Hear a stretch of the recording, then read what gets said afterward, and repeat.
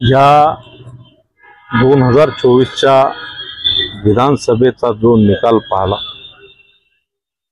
त्याच्यानुसार जर त्या पद्धतीने जी आकडेवारी जर दिसून आली तर 100% इथे शंका येते। कारण या ठिकाणी इतकं मतदान होतं कसं, ह्यावेळेस इतकं काय महायुतीने काम केलेलं आहे की जेणेकरून लोक त्यांच्या भरभरून झोळीत मते टाकतील। या ठिकाणी नक्कीच बऱ्याच मोठ्या विश्लेषकांनी सांगितलेलं आहे या ठिकाणी इथे काहीतरी निवडणूक आयोगाच्या माध्यमातून हेराफेरी झालेली दिसून येते। संध्याकाळच्या 5 वाजेपर्यंत 55 काहीतरी नेमकं 22% इलेक्शन होतंय आणि नंतर अर्धा एक तासाच्या नंतर लगेच 68.2% इलेक्शन कसं काय होतं। मग या ठिकाणी इथे शंका, आम्ही नाही बोलणार की ईव्हीएम मध्ये काय झालं किंवा काय झालं।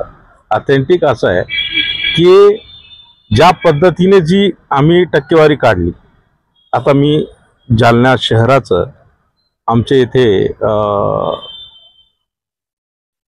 उमेदवार आघाडीचे उमेदवार आमचे कैलास गोरंट्याल होते, त्यांनी पण शंका जाहीर केली की या ठिकाणी आम्ही प्याल दाखल करू, कोर्टात जाऊ आणि ज्या पद्धतीने आम्हाला काँग्रेस पक्ष सांगेल त्या पद्धतीने 100% आम्ही या आदेशाचं पालन करून आम्ही कोर्टात जाणार आहोत। मागणी काय झाली? मागणी म्हणजे साहेब, आता तुम्ही पत्रकार आहात, सुज्ञ आहात, सुज्ञ नागरिक आहात, तुम्हाला कळतंय, मला कळतंय, साधारण व्यक्तीला सुद्धा कळतंय या ठिकाणी जी मतदानाची टक्केवारी वाढली ती कशी वाढली। 5 वाजेपर्यंत 6 वाजेपर्यंत 1 टक्केवारी घेत आहे, नंतर 1 तासामध्ये इतकं मतदान नाही वाढू शकत ना साहेब। बरं ठीक आहे, ते म्हणतात की 11:30 पर्यंत मतदान झालं, मग असे कुठे काही फोटो आलेत का 11:30 पर्यंतचे? जे निवडणूक आयोगाने दाखवावं की 11:30चे काही फोटो दाखवावं रात्रीचे, किंवा त्यांनी यावं समोर, प्रसार माध्यमांसमोर यावं, बोलावं। परंतु यांची नीती आता सगळ्यांना कळलेली आहे की हे काही बोलू शकत नाहीत।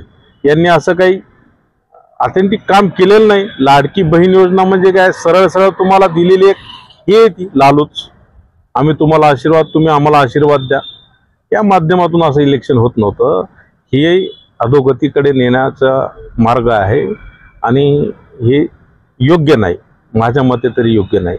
आणि 100% आम्ही याचा कोर्टामध्ये जाणार। माननीय नाना पटोले साहेबांनी सुद्धा तसे हे दिलेले आहेत की आम्ही कोर्टात जाणार म्हणून। त्यांनी निवडणूक आयोगावर शंका केलेली आहे, आमचा सुद्धा तीच शंका आहे की निवडणूक आयोग हे फसवतंय, फसवेगिरीचा त्यांनी टक्केवारी काढलेली, त्याला आम्ही कडाडून विरोध करत आहोत। काय नाव आपलं? हे दिनकर घेवंदे, काँग्रेस पार्टीचा जिल्हा अध्यक्ष आहे।